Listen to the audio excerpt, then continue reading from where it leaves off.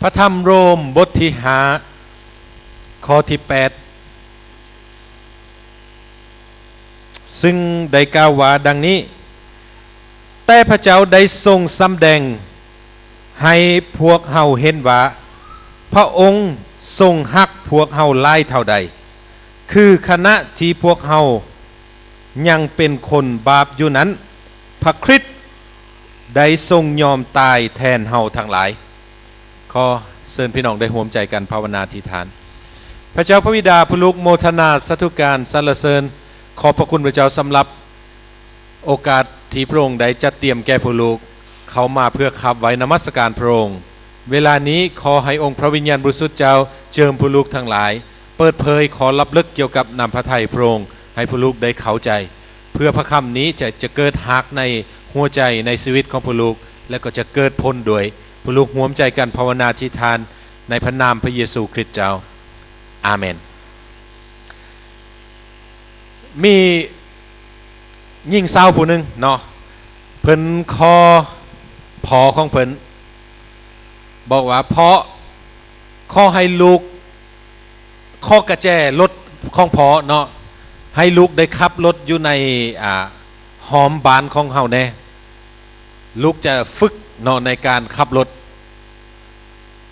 ก่อนที่พอจะเอาลูกกระแจรถให้พอก็เลยบอกว่าข้อให้ลูกขับรถอยู่ในหอมหรือว่าอยู่ในซอยบานเท่านั้นเนาะห้ามออกไปฟรีเวย์เนาะหรือว่าไฮเวย์ทางใหญ่เนาะลูกสาวก็เลยบอกว่าตกลงเพราะเนาะพอก็เอากระแจรถนั้นให้ลูกสาวก็ไปส่วนเพื่อนผู้นึงเนาะไปนำให้นั่งอยู่บนขับรถนั้นลูกสาวได้กระแจรถแล้วก็ติดจากรถแล้วก็ขับรถก็ขี่เวียนไปเวียนมาอยู่ในหอมอยู่ไกลบ้านนั่นแหละเขาหอมนี่แหละก็ไปหอมนั่นแล้วก็เพื่อนของเพิ่นผู้นั่งอยู่ทางค้างก็เลยบอกว่าเจ้าขับอ้อมไปอ้อมมาอยู่ในซอยนี่นะค่อยเวียนหัวไปหมดแล้วเนาะเพิ่นว่าลองขับออกไปทางใหญ่เบิ่งเนาะเพราะว่าอยู่ในที่นี้โอ้ขับอ้อมไปอ้อมมามันเบื่อผู้สาวผู้นั้นก็เลยบอกว่าบ่ค่อยบ่ขับออกไปเพราะว่าพอค่อยบ่ให้ขับแต่ว่าหมู่ของเพิ่นนั่นบอกว่าบ่เป็นหยังนะค่อยนั่งอยู่ในที่นี้ค่อยบ่บอกพอเจ้าแล้วพอเจ้าบ่ฮู้ดอกว่าเจ้าขับออกไปและก็สองคนก็ล้มกันเนาะผู้ขับนี่ก็บ่อยากออกไปแต่ผู้นั่งนี่ก็พยายามแบบบอกให้ขับออกไปเนาะแบบก็เลยลูกสาวเพิ่นนั่นก็เลยอดใจบ่ได้ไปก็ไปก็เลยขับรถขึ้นฟรีเวย์เนาะเวลาขับรถไปนั่นก็แล่นด้วยความไวเพราะว่าฟรีเวย์นี่เขาต้องแล่นไวเนาะแล่นไปแล้วก็เกิดอุบัติเหตุรถนั่นก็ต่ำเอากำแพงเนาะก็หมุนมัดรถนั่น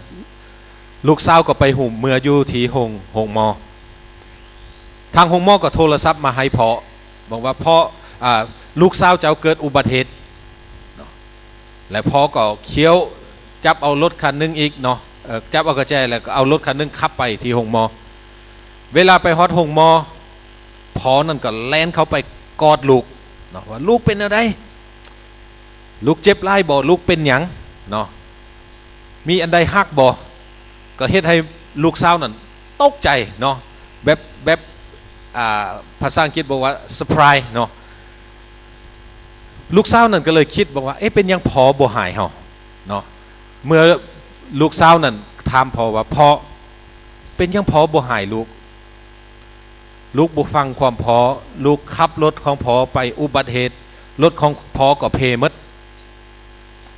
แต่คำตอบของพ่อนั่นบอกว่ารถพ่อเพยังซ่อมแปลงได้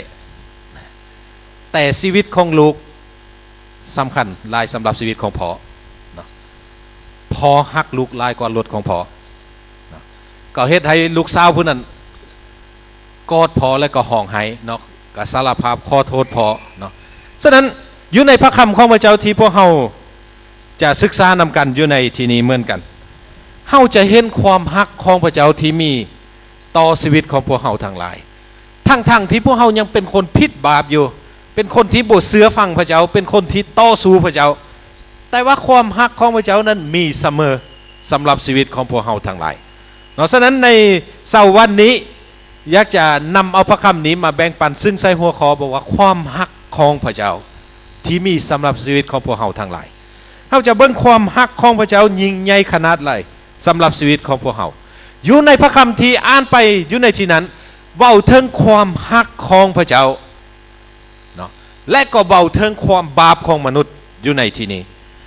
ฉะนั้นพวกเขาจะกลับคืนมาเบิ่งเมื่อพระคำของพระเจ้าบอกว่าพระเจ้าสำแดงความฮักของพระเจ้าเนาะแก่เฮาทั้งหลายอยู่ในฉบับที่73นั่นเนาะ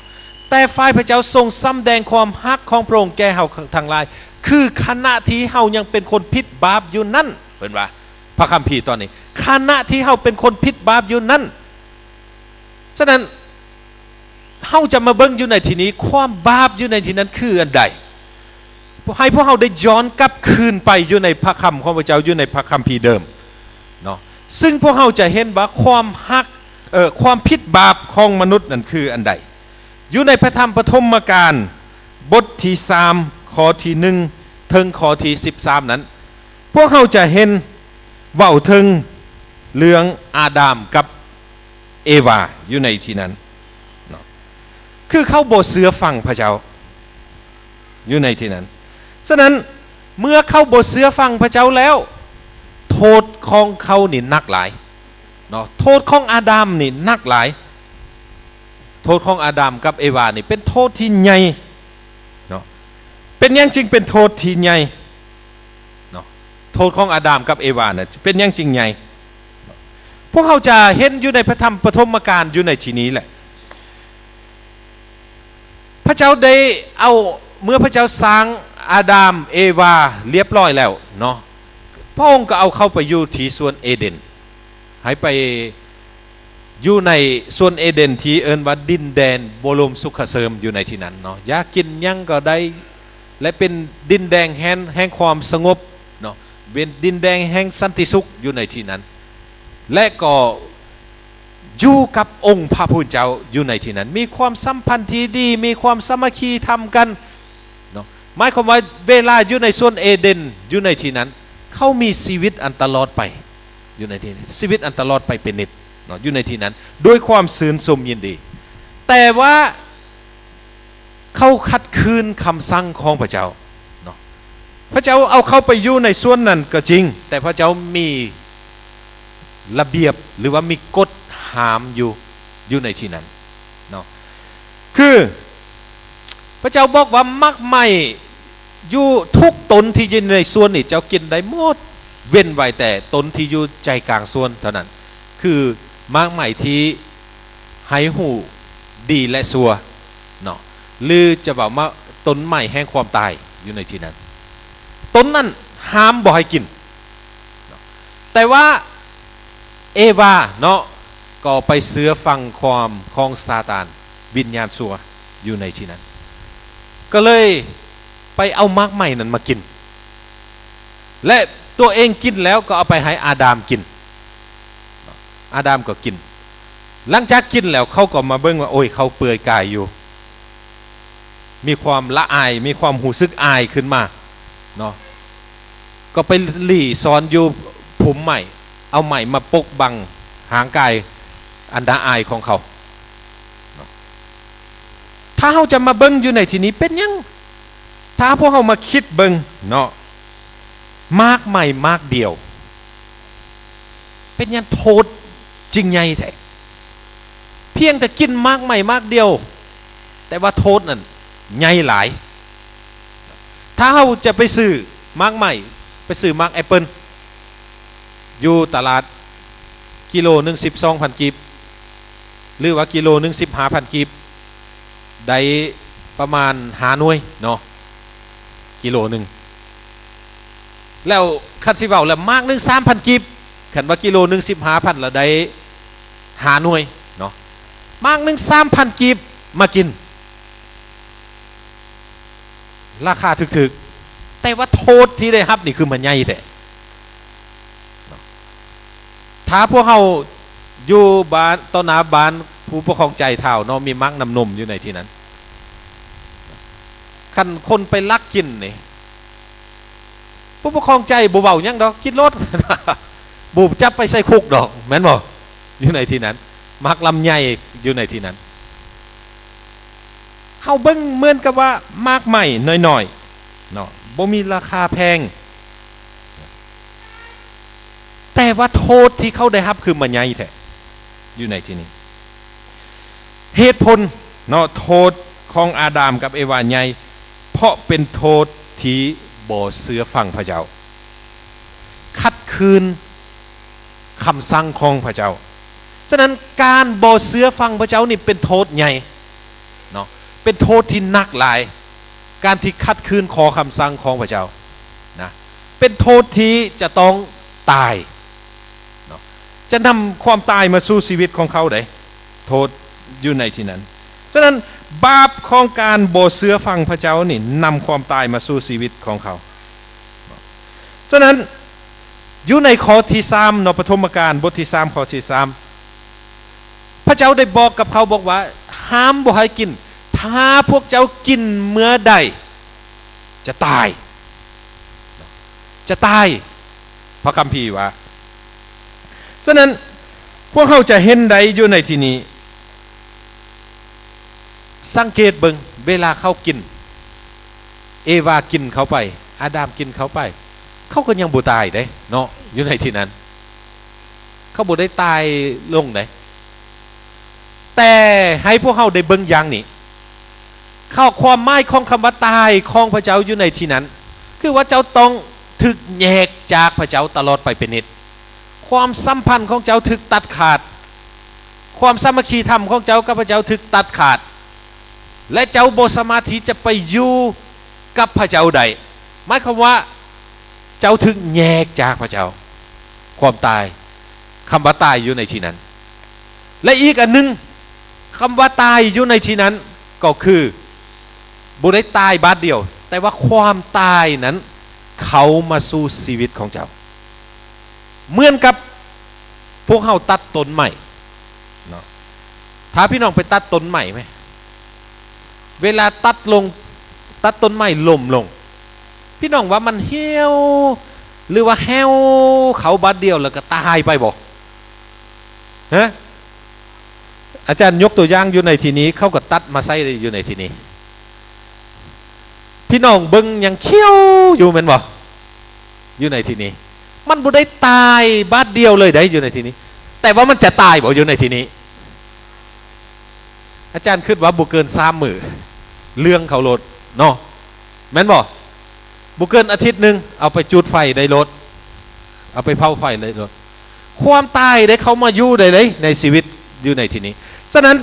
ย้อนบาปที่อาดัมกับอีวาได้เฮ็ดความตายนั้นเขามาสู่ชีวิตของพวกเขาทั้งหลายเมื่อก่อนนี่เขามีชีวิตอันตลอดไปเป็นนิจกับพระเจ้าอยู่ในสวนเอเดนแต่ความบาปที่เอวากับอาดัมได้เฮ็ดนั้นนำความตายมาสู่ชีวิตของเขาฉะนั้นมนุษย์ของพวกเขาพระคัมภีร์บอกว่าบ่เกิน120 ปีเนาะบ่เกิน120 ปีแมตูลินที่พวกเขาไปทรงสการวันศุกร์ผ่านมานี้อายุเราก็78บ่เนาะ78 ปีเราก็ไปแล้วแน่เนาะและก็พวกเขานั่งอยู่ในที่นี้นี่บ่มือใดมือนึงก็ต้องไปเพราะว่าอย่างเพราะพ้นแห่งความผิดบาปเฮ็ดให้มนุษย์ของพวกเขามีการแก่การเฒ่าการเจ็บการตายฉะนั้นสิ่งที่พระเจ้าได้กล่าวว่าพวกเจ้ากินมือใดเนาะต้นไม้ต้องหามมากไม้ที่อยู่ต้นไม้ต้องหามนี่ความตายจะเข้ามาสู่ชีวิตของเจ้าเมื่อนั้นวินาทีนั้นเวลานั้นเนาะมือวานนี่พวกเขาก็นั่งร่วมกันบุรุษก็ตั้งคำถามอาจารย์บอกว่าอาจารย์เป็นอย่างเอวาเป็นผู้ไปปิดหมากใหม่มากินเนาะปิดหมากใหม่มากินและเอามาให้ผัวกินคืออาดัมแต่เป็นยังบาปนี่พระเจ้าบอกว่าอาดัมจริงใหญ่กว่านักกว่าบาปของผู้ชายนี่นักกว่าเนาะอยู่ในที่นี้พระเจ้า ก้าวหลังจากที่เขาตกในบาปนี่ก้าวกับอาดัมได้บ่ได้ก้าวกับเอวาเนาะว่าเจ้านี่บ่เชื่อฟังเฮาเนาะเป็นยังพระเจ้าบ่ก้าวกับเอวาเขาถามอาจารย์ก็เลยบอกว่าพวกเจ้าได้ศึกษาบอกพระคำของพระเจ้าผู้ชายพระเจ้าสร้างผู้ชายให้เป็นผู้นำครอบครัวผู้ที่มีความรับผิดชอบเป็นผู้ตนต่อและพระเจ้าสร้างผู้หญิงมาให้เป็นผู้สวยขันผู้ชายบุมีความรับผิดชอบก็ใส่การบ่ได้เนาะพระเจ้าแต่งตั้งเจ้าให้เป็นผู้หมายความว่าหัวหน้าแต่เจ้ามาฟังผู้สวยฉะนั้นบาปเจ้านี่ใหญ่หลายฉะนั้นเจ้าควรจะมีความรับผิดชอบเป็นอย่างจริงว่าสั่นเวลาที่เขาเปลือยกายอยู่เขาไปหลี่อยู่ทางล่างต้นใหม่เนาะตามภูมิใหม่เวลาองค์พระผู้เป็นเจ้าเสด็จมาในส่วนนั้นมาซอกหาเขามาเอินหาเขาอาดัมเนาะเจ้าอยู่ใสอาดัมตอบว่าโอ้พวกข้าน้อยหลี่อยู่พวกข้าน้อยได้ยินอยู่เสียงพระองค์น่ะแต่พวกข้าน้อยหลี่อยู่เพราะว่าพวกข้าน้อยเปลือยกายอยู่พระเจ้าก็เลยบอกว่าผู้ใดบอกว่าพวกเจ้าเปลือยกายบ่แม่นพวกเจ้ากินมากใหม่ตนที่คอยห้ามอยู่ในใจกลางส่วนนั่นบ่อาดัมเฮ็ดอะไรอาดัมบ่ได้บอกว่าโดยข้าน้อยกินอาดัมว่าอะไรผู้ยิ่งที่พระองค์สร้างมาให้ข้าน้อยหั่นเด้เอามาให้กินแม่นบ่ความรับผิดชอบบ่มีเลยอันนี้แหละพระเจ้าบอกว่าบาปเจ้านี่หนักหลายใหญ่หลายบาปของเจ้านะไปโยนความผิดให้กับพระเจ้าเพิ่นบ่ฮับบ่เป็นความผิดของข่อยแม้นพระเจ้าพุ่นสร้างมาให้นำเอาความบาปมาให้ข่อยนี่ฉะนั้นบาปนี่ใหญ่หลายอาดัมเป็นบาปที่ใหญ่หลายเนาะโทษนี่ก็โทษใหญ่หลายในสิ่งที่เพิ่นได้เฮ็ดและเพิ่นกล่าวอยู่ในที่นี้ไปบอกว่าไปโยนความผิดให้กับพระเจ้าว่าพระเจ้านี่แหละเอาความบาปนั่นมาให้เพิ่นพระเจ้านั่นแหละเฮ็ดให้เพิ่นนี่เป็นคนบาปเพราะว่าพระเจ้าสร้างผู้หญิงนั่นมาเพิ่นว่าฉะนั้นอันนี้อันตรายซึ่งพระคำของพระเจ้าอยู่ในที่นี้ได้ให้พวกเฮาได้เห็นว่าเป็นยังพระเจ้าจึงบอกว่านับตั้งแต่วินาทีนี้ต่อไปพวกเจ้าจะบ่ได้กินมากมายแห่งชีวิตอีกต่อไปเนาะพระเจ้าบอกกับเขาเลยและพระเจ้าก็ไล่เขาออกจากสวนเอเดนเลยเนาะและเอาเทวดากองทัพเทวดามายามประจำสวนนั้นไว้บ่ให้คนเหล่านี้มาไกลอีกต่อไปเพราะว่าบาปนั้นมันหนักหลายเป็นบาปที่นำไปสู่ความตายเป็นบาปที่ถึกแยกจากพระเจ้าบ่แม่นเพาะมากใหม่เนาะที่นำเอาบาปอันใหญ่มาสู่เขาแต่สิ่งที่เฮ็ดให้เขาบาปใหญ่ถึกโทษใหญ่นั่นเพราะการที่เขาบ่เชื่อฟังพระเจ้าและเขาโยนความผิดให้กับพระเจ้าบอกว่าพระเจ้านั้นเอาบาปมาให้แก่เขาเนาะฉะนั้นสิ่งเหล่านี้แหละพระเจ้ารับบ่ได้พระเจ้าบอกว่าตั้งแต่นี้ต่อไปพวกเจ้าจะบ่ได้กินมากใหม่แห่งชีวิตอีกต่อไปเนาะฉะนั้นความบาปนั้นก็ได้ขยายออกมาถึงชีวิตของพวกเฮาทั้งหลายถึงมนุษย์ของพวกเฮาทุกคนเนาะบ่ว่าผู้ใดก็ตามที่เกิดมาในโลกนี้พวกเฮาก็มีเลือดแห่งความบาปนั้นที่อยู่ในชีวิตของพวกเฮาทั้งหลายฉะนั้นโทษของความบาปนี้จะต้องไปสู่ความตายเนาะบาปนี่นำไปสู่ความตายถึกแยกจากองค์พระผู้เป็นเจ้าตลอดไปเป็นนิจเนาะอันนี้แม้นสิ่งที่พระคำของพระเจ้าได้กล่าวว่าความผิดบาปแต่ว่าถึงว่ามนุษย์หรือว่าอาดัมกับเอวานั้นจะเฮ็ดบาปลายปานใดก็ตามพระเจ้ายังฮักเขาอยู่พระเจ้ายังฮักเขาอยู่ฉะนั้นตัวที่สองนี้อาจารย์อยากจะให้พวกเฮาได้เห็นว่าความฮักของพระเจ้าบ่เปลี่ยนแปลงเนาะสำหรับชีวิตของมนุษย์ของพวกเฮาแม้นว่าอาดัม วาจะเฮ็ดบาปใหญ่ปานใดก็ตามเขาจะบ่เชื่อฟังพระเจ้าหรือว่าเขาจะปฏิเสธพระเจ้าเขาจะเฮ็ดอันใดก็ตามที่ส่วนทางนามพระทัยของพระเจ้านะแต่ว่าความฮักของพระเจ้ายังมีสำหรับชีวิตของเขาเนาะดังที่อาจารย์ได้กล่าวมานั่นแหละพระองค์มาหาเขาได้ถึงเขาจะเฮ็ดบาปก็ตามพระองค์มาเอิ้นเอาเขาอาดามเจ้าอยู่ไสจริงๆพระเจ้าฮู้แล้วว่าเขาเฮ็ดบาปนะเขากินมากใหม่ที่ต้องหามมันนะพระองค์มาเอิ้นเอาเขาอยากให้เขากลับใจอยากให้เขาได้กลับคืนมาหาพระองค์พระองค์มาเอิ้นอาดามเจ้าอยู่ไสแต่เพิ่นบอกว่าโอ้หลีสอนตัวอยู่เนาะเพราะว่าละอายเปื่อยกายอยู่แต่บุยุทธเท่านั้นได้พระองค์บุเพียงแต่มาบุยุทธเท่านั้นได้พระองค์ยังยิบเคืองโดยมือของพระองค์โดยพระหัตถ์ของพระองค์พระองค์ไปฆ่าสัตว์โดยมือของพระองค์ที่จริงนี่สัตว์นั้นพระองค์ก็หักลายเพราะว่าพระองค์สร้างมาพระองค์ฆ่าสัตว์ให้เลือดสัตว์นั้นไหลออกพระองค์ก็เอานางสัตว์นั้นมายิบและเป็นเครื่องให้อาดามกับเอวาได้เอาปกปิดหางกายของเขาฉะนั้นเรามาเบิ่งความฮักของพระเจ้าที่มีสำหรับชีวิตของอาดามกับเอวานะมันยิ่งใหญ่ขนาดใดพระเจ้าได้ยิบด้วยมือได้ขาด้วยมือขาสัตว์อันนะเลือดสัตว์นั้นไหลออกและก็เอานั่งนั้นมันยิบปกปิดความละอายของเขาความผิดบาปของเขานะฉะนั้นพอเราเห็นบอกอยู่ในที่นี้ความฮักของพระเจ้าที่มีสำหรับชีวิตของเราทั้งหลายซึ่งเป็นสัญลักษณ์เป็นสิ่งที่พระเจ้าได้กระทำที่หมายถึงองค์พระเยซูคริสต์เจ้าพระคำที่พวกเราได้อ่านไปอยู่ในพระธรรมโรมบท8บท5ข้อที่8นั้นฝ่ายพระเจ้าได้สำแดงความฮักของพระองค์แก่เฮาทั้งหลายคือขณะที่เฮายังเป็นคนผิดบาปอยู่นั้นพระคริสต์ได้สิ้นพระชนม์แทนเฮาทั้งหลายเนาะ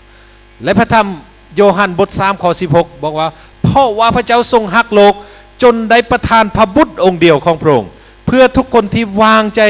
เชื่อในพระบุตรนั้นจะบ่ฉิบหายแต่มีชีวิตอันตลอดไปเป็นนิจ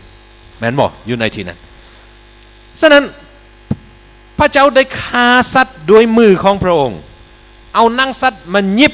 เป็นเครื่องนุงและให้อาดามกับเอวาได้ปกปิดหางกายของพระองค์สัตว์นั้น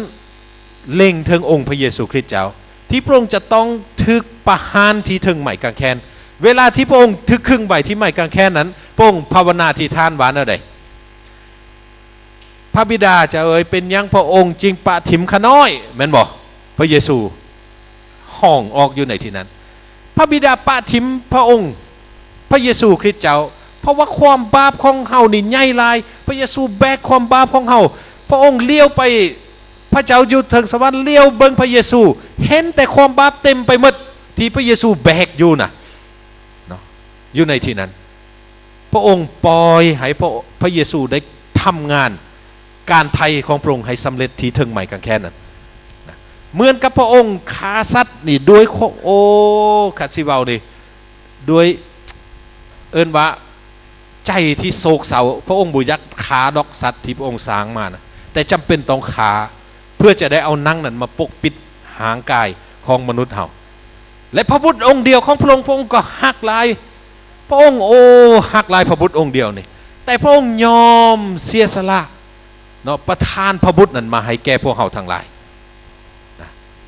ประทานพระบุตรนั้นมาให้แก่พวกเฮาทั้งหลายเพื่อไถ่พวกเฮาทั้งหลายเนาะอันนี้เป็นสิ่งที่ให้พวกเราได้เห็นถึงความฮักของพระเจ้าที่มีสำหรับชีวิตของพวกเราแต่ละคนถึงว่าเราจะเป็นคนบาปเราจะเฮ็ดบาปหลายปานใดก็ตามแต่ความฮักของพระเจ้าที่มีสำหรับพวกเรานั้นบ่เปลี่ยนแปลงพระองค์ฮักเราเสมอพระองค์พร้อมที่จะอภัยโทษให้แก่พวกเราพระองค์มาเอิ้นเราพระองค์ตามหาเราพระองค์อาแค้นที่จะโอบกอดเอาเฮาถ้าพวกเฮากลับคืนมาหาพระองค์อันนี้เป็นความฮักของพระเจ้า ที่มีสำหรับชีวิตของพวกเฮาเนาะฉะนั้นให้พวกเฮาได้เห็นอยู่ในที่นี้พระคำของพระเจ้าได้กล่าวอย่างชัดเจนฝ่ายพระเจ้าทรง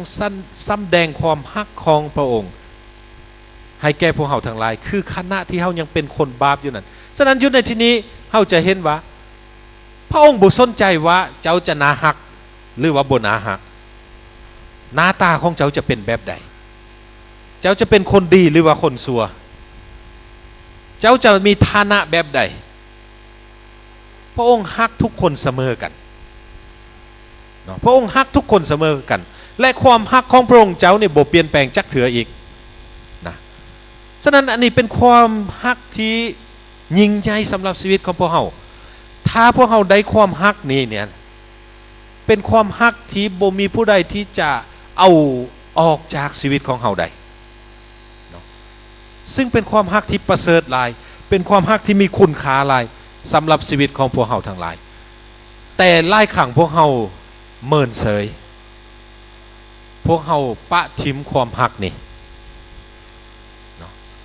เฮาบ่สนใจกับความฮักนี่เฮาถือว่าเรื่องของพระเยซูตายที่ทั้งใหม่กางแขนนั่นเป็นเรื่องโบราณไปแล้วยุคใหม่สังคมใหม่ดำเนินชีวิตไปตามแบบทันสมัยเฮาก็เลยปะทิมความฮักของพระเยซูคริสต์เจ้านี่เฮาละเลยความฮักของพระองค์เจ้านี่แต่ถึงเฮาจะปะทิมเฮาจะละเลยปานใดก็ตามแต่ความฮักของพระองค์ที่มีต่อเฮานี่ยังมีเสมอได้บ่เปลี่ยนแปลงจักเถื่อได้เนาะบ่เปลี่ยนแปลงจักเถื่อพระองค์ยังฮักเฮาอยู่ปัจจุบันนี่ถึงเฮาจะบ่ฟังความพระองค์เฮาจะดื้อปานใดก็ตามแต่พระองค์ยังฮักเฮาอยู่พระองค์พร้อมที่จะอภัยให้แก่พวกเฮาถ้าพวกเฮาคืนมาเนาะอยู่ในที่นี้บ่เปลี่ยนแปลงเฮาจะดื้อเฮาจะเฮ็ดบาปต่อสู้พระองค์เจ้าหลายปานใดพระองค์ยังฮักเขาอยู่แต่ความฮักอยู่ในที่นี้บ่ได้หมายความว่าพระองค์จะบ่ลงโทษเฮาได้ถ้าเฮาบ่กลับใจนะพระองค์จะฮักหลายปานใดก็ตามถ้าเฮาบ่กลับใจพระองค์ก็ปล่อยให้เฮาไปเช่นเดียวกันแต่ว่าความฮักยังอยู่ยังมีอยู่คอยวันที่จะให้เฮากลับมาเหมือนกับลูกที่เสียเนาะพอนั้นคอยแล้วคอยอีกคอยหาลูกที่ลงหายไปน่ะความฮักของพ่อนี่ยังมีเสมอสำหรับลูกที่เสียไปน่ะคอยคันสิเว้าแล้วพระคัมภีร์บ่ได้กล่าวดอกแต่ว่าพ่อนั่นนี่นะคือสิทุกมื้อจะต้องมาเปิดประตูแล้วซองเบิ่งว่าลูกสิกลับมาแล้วบ่เนาะซองเบิ่งว่าปานใดลูกสิกลับมาบ่เห็นกลับมาแล้วก็ไปนอนตื่นขึ้นมาแล้วแต่เช้าก็ซองเบิ่งว่าลูกสิกลับมาแล้วบ่ถ้าบ่เห็นกลับมาแล้วก็ไปเฮ็ดเวียกทำงานกลางคืนมาก็ซองเบิ่งเนาะพอซองหาลูกชายล้าหั่นน่ะลูกชายผู้น้อยน่ะกลับมา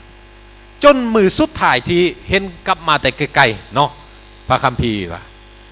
พอเลี้ยวเห็นโอ้แล่นไปรถแล้วพอเป็นบ่เพราะว่าความฮักของพอนั่นยังเหมือนเดิมบ่เปลี่ยนแปลงแล่นไปกอดเอาลูกเหมือนกันพระเจ้าของพวกเฮาเส้นเดียวกันพระองค์ฮักพวกเฮาหลายพระองค์บ่อยากให้พวกเฮาตายเนาะฉะนั้นพระเยซูคริสต์เจ้าได้มากอบกูเอาพวกเฮาเนาะพระองค์ได้เสด็จมาพระเจ้าได้ประทานพระบุตรองค์เดียวของพระองค์ที่ได้กล่าวมาพระคำโยฮันบท3ข้อ16นะ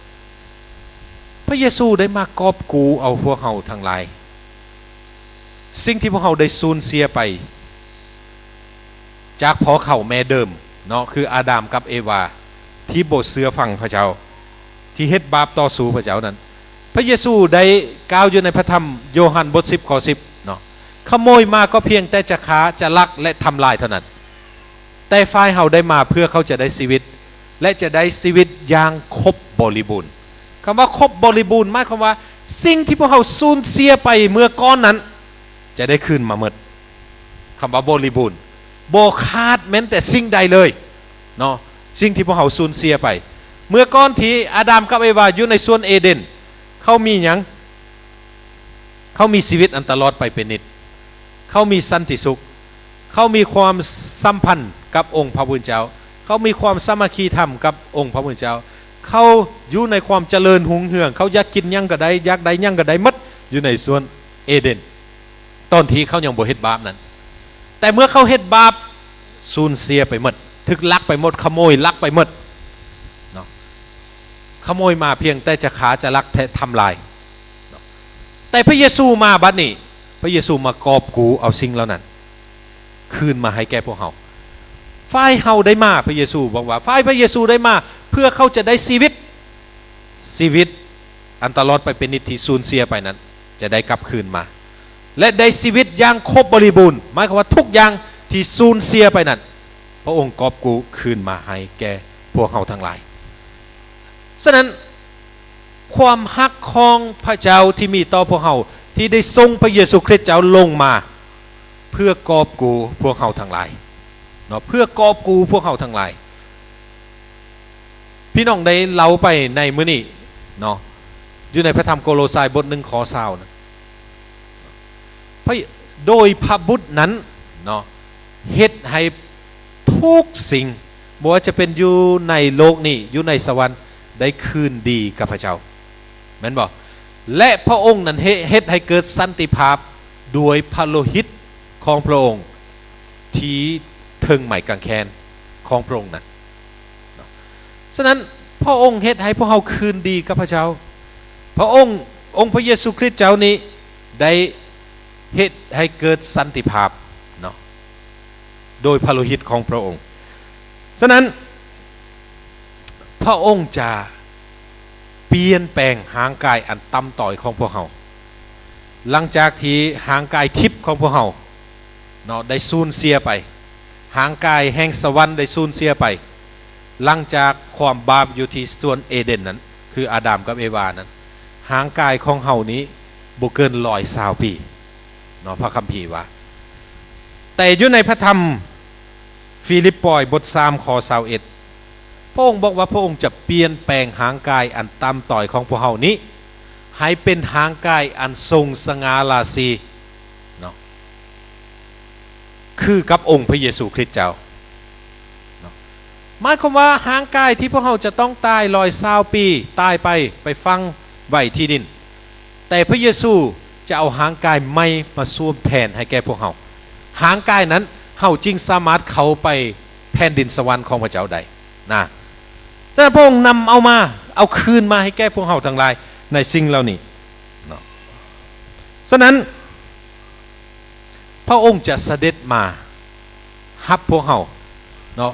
พระองค์ตายแล้วเมื่อพระองค์เสด็จมาในโลกนี้พระองค์คืนมาจากตายในวันที่3พระองค์เสด็จขึ้นไปสู่สวรรค์และพระองค์จะเสด็จคืนมาเพื่อจะรับเอาพวกเราไปอยู่กับพระเจ้าในแผ่นดินสวรรค์เนาะด้วยในพระธรรมเฮบเรอบทที่9ข้อ28พระองค์สิ้นพระชนและคืนพระชนแล้วเนาะพระองค์จะเสด็จมารับเอาพวกเราพระองค์สิ้นพระชนเพียงเทื่อเดียวเท่านั้นเพื่อบาปกรรมของพวกเราทั้งหลายและพระองค์จะเฮ็ดให้พวกเราคืนมาในวันที่พระองค์เสด็จมารับเอาพวกเราทั้งหลายไปอยู่กับพระองค์เจ้านั้นฉะนั้นอันนี้เป็นสิ่งที่พระองค์ได้จัดเตรียมสำหรับชีวิตของพวกเราทั้งหลายเพราะความฮักของพระองค์มีแต่อย่างเดียวเพราะความฮักของพระเจ้าที่พระองค์ได้กระทำสิ่งต่างๆเหล่านี้เพื่อพวกเราเนาะเพราะความฮักของพระองค์ฉะนั้นอย่าให้พวกเราละเลยอย่าให้พวกเราเมินเซยและอย่าให้พวกเราปะทิมความฮักของพระเจ้าเนาะเพราะว่าความฮักของพระเจ้านี่สำคัญหลายมีคุณค่าหลายประเสริฐหลายสำหรับชีวิตของพวกเราทั้งหลายพวกเขานี่บ่น่าฮักเลยแต่ละคนนี่แม่นบ่มีหลายคนบ่น่าฮักเลย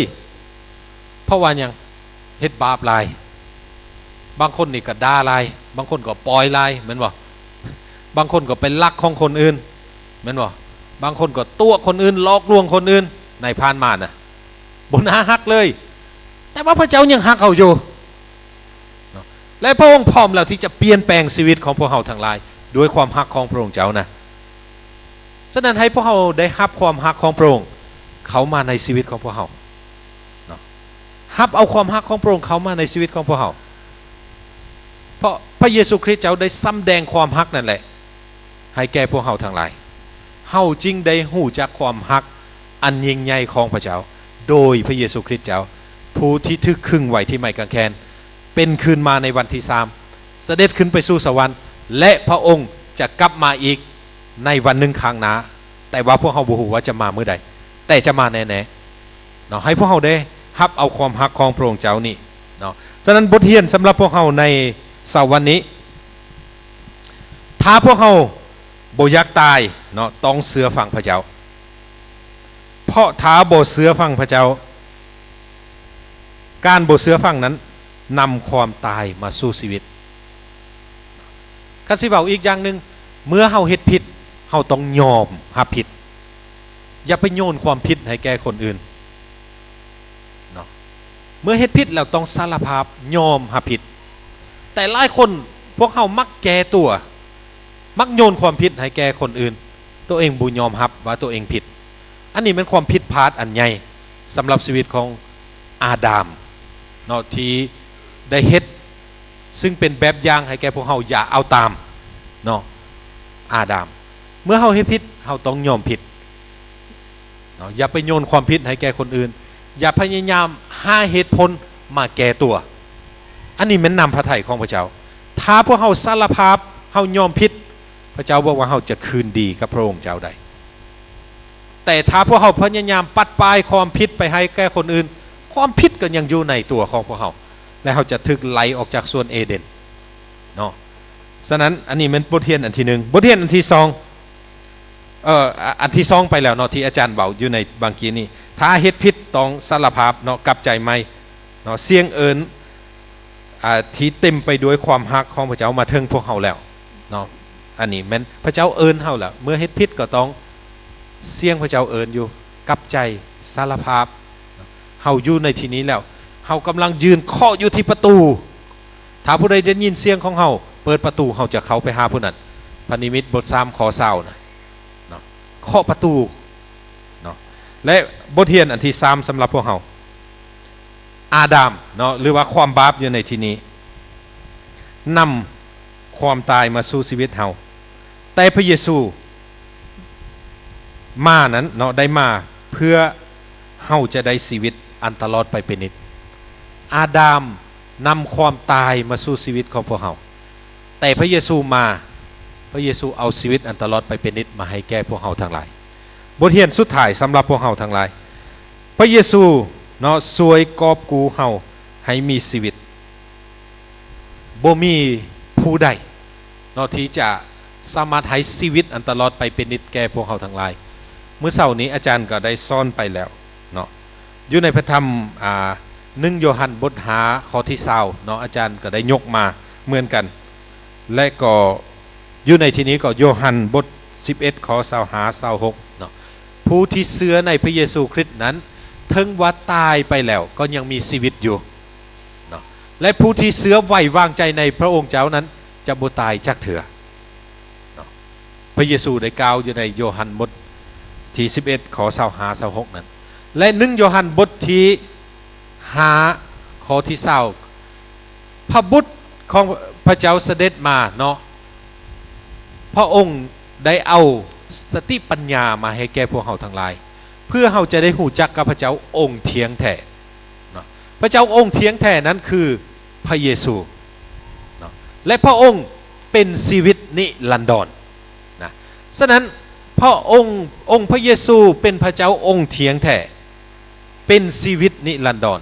เมื่อเฮาได้พระองค์เฮาก็ได้ชีวิตนิรันดรเฮาได้พระเจ้าองค์เที่ยงแท้เนาะฉะนั้นอันนี้เป็นบทเรียนสำหรับพวกเฮาทั้งหลายฉะนั้นขอให้พระคำนี้ที่จะเป็นประโยชน์สำหรับชีวิตของพวกเฮาทุกๆคนเนาะให้พวกเฮาได้ร่วมใจกันภาวนาอธิษฐานขอพระคุณพระเจ้าสำหรับถ้อยคำของพระองค์ที่ได้มาถึงพวกเฮาในตอนเช้าวันนี้พระเจ้าพระบิดาพระลุงโมทนาสาธุการสรรเสริญขอพระคุณพระเจ้าสำหรับถ้อยคำของพระองค์ที่ออกมาจากพระโอษฐ์ของพระองค์ที่ได้กล่าวเตือนสอนพวกลูกทั้งหลายในเสาร์วันนี้ขอให้พระคำนี้ที่จะ เกิดประโยชน์สูงสุดในชีวิตของพวกลูกให้พระคำนี้เข้าไปในหัวใจของพวกลูกเกิดหากเกิดลำต้นเกิดกิ่งหงาและก็เกิดผลในชีวิตของพวกลูกในหัวใจของพวกลูกภาวนาธิษฐานขอพระคุณสรรเสริญพระองค์ในพระนามของพระเยซูคริสต์เจ้าอาเมนขอพระเจ้าอวยพรพี่น้องทุกคนเนาะ